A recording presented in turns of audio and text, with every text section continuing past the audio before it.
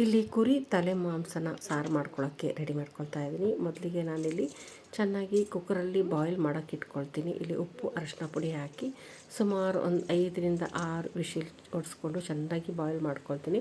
ಈ ಕಡೆ ಮಸಾಲೆ ರೆಡಿ ಮಾಡ್ಕೊಳ್ತೀನಿ. ಇಲ್ಲಿ ಕೊಬ್ಬರಿ ಮೊದಲು ಫಸ್ಟಿಗೆ ಹಾಕ್ಕೊಂಡು ಚಕ್ಕೆ ಲವಂಗ ಸೋಂಪು ಹಾಕ್ಕೊಂಡು ಏಲಕ್ಕಿ ಹಾಕ್ಕೊಂಡು ಇಲ್ಲಿ ನಾನು ಮಿಕ್ಸಿ ಮಾಡ್ಕೊಳ್ತೀನಿ.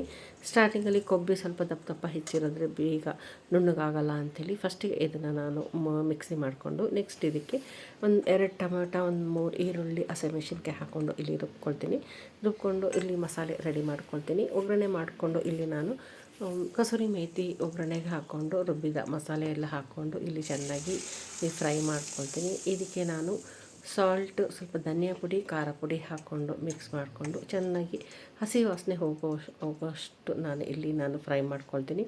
ಶುಂಠಿ ಬೆಳ್ಳುಳ್ಳಿ ಪೇಸ್ಟ್ ನಾನು ಈಗ ಹಾಕ್ಕೊಂಡು ಫ್ರೈ ಮಾಡ್ಕೊಳ್ತೀನಿ.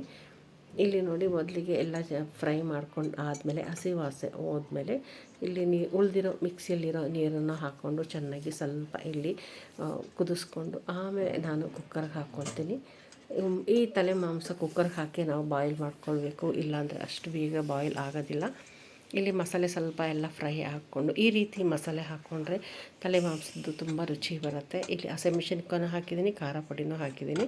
ಇಲ್ಲಿ ಬಾಯ್ಲ್ ಆಗಿದೆ, ಇಲ್ಲಿ ಫುಲ್ ಬಾಯ್ಲ್ ಆಗಿದೆ. ಅಲ್ಲಿವರೆಗೂ ನಾವು ಬಾಯ್ಲ್ ಮಾಡಿಕೊಂಡು ಕುಕ್ಕರಲ್ಲಿ ಬಾಯ್ಲ್ ಮಾಡ್ಕೊಳ್ಬೇಕು.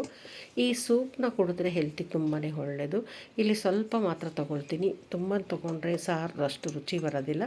ಸ್ವಲ್ಪ ಮಾತ್ರ ತೊಗೊಂಡು ಉಳಿದಿದ್ದಲು ಅದೇ ಇದಕ್ಕೆ ಕುಕ್ಕರಿಗೆ ಮಸಾಲೆ ಹಾಕ್ಕೊಂಡು ಇಲ್ಲೊಂದು 2 ವಿಶಿಲ್ ಅಷ್ಟು ಹೊಡೆಸ್ಕೊಂಡು ಇಲ್ಲಿ ನಾನು ತಗೊಳ್ತೀನಿ. ಈ ರೀತಿ ಮಾಡಿದ್ರೆ ತಲೆಕಾಲು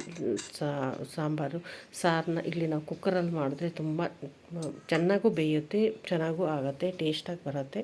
ಇದಕ್ಕೆ ಮುದ್ದೆ ತುಂಬ ಚೆನ್ನಾಗಿರುತ್ತೆ. ಮುದ್ದೆ ಮಾಡಿದ್ರೆ ಮುದ್ದೆ ರೊಟ್ಟಿ ಎಲ್ಲ ಚೆನ್ನಾಗಿ ಬರುತ್ತೆ. ಇಲ್ಲಿ ಮುದ್ದೆ ಮಾಡ್ಕೊಳ್ತಾ ಇದ್ದೀನಿ. ಸ್ವಲ್ಪ ತಣ್ಣಗಿರೋ ನೀರಿಗೆ ನಾನು ಒಂದು 2 ಸ್ಪೂನಷ್ಟು ಹಾಕಿ ಮಾಡಿದ್ರೆ ಇಲ್ಲಿ ಮುದ್ದೆ ತುಂಬಾ ಸಾಫ್ಟಾಗಿ ಬರುತ್ತೆ, ಗಂಟಾಗೋದಿಲ್ಲ. ಮೊದಲಿಗೆ ಸ್ವಲ್ಪ ನೀರಿಗೆ ನಾವು ಹಿಟ್ಟು ಹಾಕ್ಕೊಂಡು ಮಿಕ್ಸ್ ಮಾಡಿಕೊಂಡು ಗಂಜಿ ಥರ ಮಾಡಿಕೊಂಡು ಆಮೇಲೆ ಕುದಿ ಬಂದಮೇಲೆ ಸ್ವಲ್ಪ ಹಿಟ್ಟು ಹಾಕ್ಕೊಂಡು ಇದು ನೋಡ್ಕೊಂಡು ಮಾಡಿದ್ರೆ ತುಂಬಾ ಮೆತ್ತಗೆ ಸಾಫ್ಟಾಗಿ ಬೆಣ್ಣೆ ಥರ ಬರುತ್ತೆ. ಇಲ್ಲಿ ಈ ಥರ ಮಾಡಿದ್ರೆ ಇಲ್ಲಿ ನಾವು ಮುದ್ದೆ ಮಾಡ್ಕೊಳ್ತಾ ಇದ್ದೀನಿ. ತಟ್ಟೆ ಒಂಚೂರು ಒದ್ದೆ ಮಾಡಿಕೊಂಡು ಮುದ್ದೆ ಕಟ್ಟಿದ್ರೆ ತುಂಬ ನೀಟಾಗಿ ಬರುತ್ತೆ. ಇಲ್ಲಿ ರೌಂಡಾಗಿ ಶೇಪಲ್ಲಿ ಚೆನ್ನಾಗಿ ಬರುತ್ತೆ. ಇಲ್ಲಿ ನಾನು ಮುದ್ದೆ ರೆಡಿ ಮಾಡಿಕೊಂಡು ಇವತ್ತಿನ ಮಧ್ಯಾಹ್ನಕ್ಕೆ ಇಲ್ಲಿ ನಾನು ರೆಡಿ ಮಾಡ್ಕೊಳ್ತಾ ಇದ್ದೀನಿ. ಇಲ್ಲಿ ಸಾರನ್ನ ನಾನು ಸರ್ವ್ ಮಾಡ್ಕೊಳ್ತಾ ಇದ್ದೀನಿ. ಈ ರೀತಿ ಮಾಡಿದ್ರೆ ತಲೆ ಕಾಲು ಸಾರು ಮಾಡಿದ್ರೆ ಈ ರೀತಿ ಮುದ್ದೆಗೆ ತುಂಬ ಚೆನ್ನಾಗಿ ಬರುತ್ತೆ. ಹೇಗಿದೆ ಅಂತ ಕಮೆಂಟ್ ಮಾಡಿ ಹೇಳಿ.